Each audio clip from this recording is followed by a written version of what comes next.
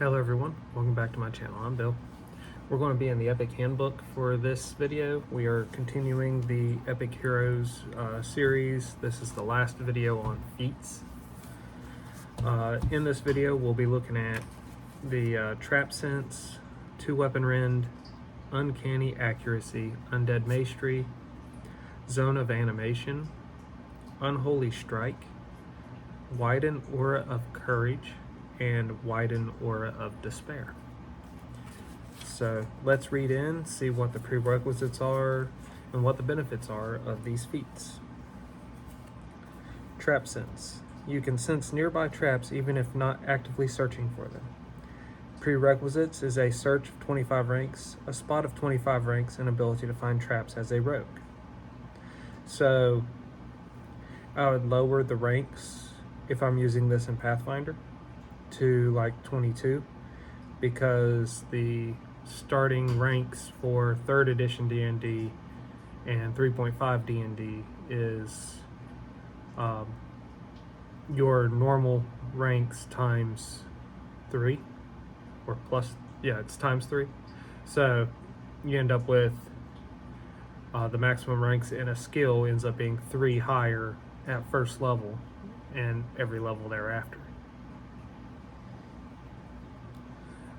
Benefit: if you pass within 5 feet of a trap, you are entitled to a search check to notice it as if you were actively looking for it. So, where again it's using search and spot, those come from 3rd edition and 3.5 D&D. In Pathfinder, you just use perception. So it'd be one skill that you'd have to have 22 ranks in. Now let's look at 2-weapon rend. You can rend opponents when fighting with 2 weapons. Prerequisite: dex of 15. Base attack bonus of a +9, and by dexterity. Improved 2-weapon fighting, 2-weapon fighting. Benefit: if you hit an opponent with a weapon in each hand, in the same round you may automatically rend the opponent. This deals additional damage equal to the base damage of the smaller weapon plus 1.5 times your strength modifier. Base weapon damage includes an enhancement bonus on damage, if any. You can only rend once per round, regardless of how many successful attacks you make. For example, when wielding a longsword and a short sword simultaneously, if you hit with the longsword and the short sword in the same round, you would automatically rend your opponent for 1d6 plus 1.5 times your strength modifier in points of damage. So that's a good feat to give you an extra bit of damage when fighting in combat with 2 weapons. I like it. I'd recommend it for any of my 2-weapon fighting players, especially if we were playing an epic. So Uncanny Accuracy is the next feat. You can ignore anything less than total cover or total concealment when using ranged weapons. Prerequisite: a dex of 21. Point blank shot, precise shot, spot 20 ranks.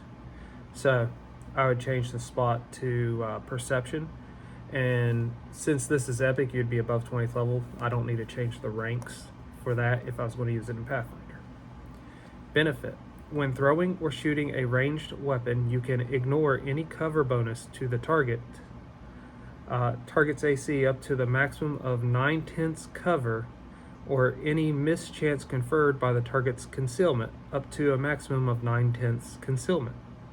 If the target has a total concealment or total cover, the AC bonus or the mischance applies normally. So that allows you to get around a lot of those mischances, so I like that. I'd recommend it for my archer players. Undead Mastery. You can command a greater number of undead than normal. Prerequisites: a charisma of 21, the ability to rebuke or command undead. Benefit: you may command up to 10 times your level of hit dice of undead. So to change this for Pathfinder, they would have to have the turn undead feat. and they'd have to be evil to rebuke undead or command them instead of turning them. And then this would allow you to command a whole lot more of them based on your level. Okay, now the feat after that is Zone of Animation. The Zone of Animation. You can channel negative energy to animate undead. The prerequisite is a charisma of 25, undead mastery, and ability to rebuke or command undead. So you have to have the feat we just talked about, undead mastery, to take this one. So those prerequisites would also apply to this. Benefit: you can use a rebuke or command undead attempt to animate corpses within range of your rebuke or command attempt. You animate a total number of hit dice of undead equal to the number of undead that would be commanded by your result. Though you can't animate more undead than there are available corpses within range. You can't animate more undead with any single attempt than the maximum number you can command, including any undead already under your command. These undead are automatically under your command, though your normal limit of commanded undead still applies.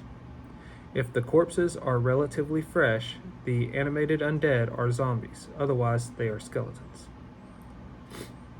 So that's pretty cool. That would allow you to have a massive horde of undead just from the bodies of what your undead's been killing. So this would start an undead army, if it were. So from there, we're on Unholy Strike. Unholy Strike. Your attacks deal great damage to good creatures. The prerequisites: smite good class feature and any evil alignment. Essentially, you need to be an anti-paladin. Benefit: any weapon you wield is treated as unholy weapon. It deals plus 2d6 points of damage against creatures of good alignment. This ability doesn't stack with similar abilities. For instance, if the weapon is already an unholy weapon. So that's pretty straightforward. It's pretty beneficial. Let's see. Already covered Vermin Wild Shape in a previous video. Next on my list is Widen, Aura of Courage. So Vorpal Strike's already covered. So Widen, Aura of Courage. Your Aura of Courage is wider than normal. The prerequisite: Charisma 25, Aura of Courage class ability. Benefit: your Aura of Courage extends to all allies within 100 feet of you. That one's pretty straightforward.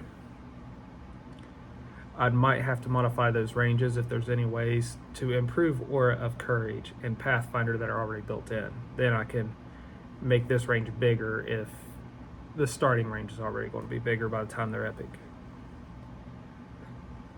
Widen, Aura of Despair. Just like Aura of Courage, this is the opposite. Your Aura of Despair is wider than normal. Prerequisite: Charisma 25, Aura of Despair class ability. Benefit: your Aura of Despair extends to all allies within 100 feet of you. And that right there is the last feat on the list of epic feats. There are feats that were not epic in the epic handbook that you could take, and some of them are prerequisites for epic feats. And I'll briefly go over to them because they're probably in Pathfinder. Like Eschew Materials, I know is in Pathfinder. Greater multi-weapon fighting. That one would not be. That allows you to fight with 3 or more hands. Greater spell focus is, yes. Greater spell penetration is, Greater 2-weapon fighting is, allows you to make 3 attacks in a round. Improved counterspell. Improved multi-attack. Improved flyby attack. Improved multi-weapon fighting. Mini shot, which I know is in Pathfinder, and rapid reload, which I know is in Pathfinder. And those were the non-epic feats that are listed at the end of the epic feat chapter for characters to take, and some of them are prerequisites for the epic feats. So hopefully you all have enjoyed the feat part of the series. I'm not sure exactly what I'm going to do next as of this moment in the Epic Handbook. Don't know if I want to do magical items, if I want to do spells, but we will slowly go through the rest of this book and explore it.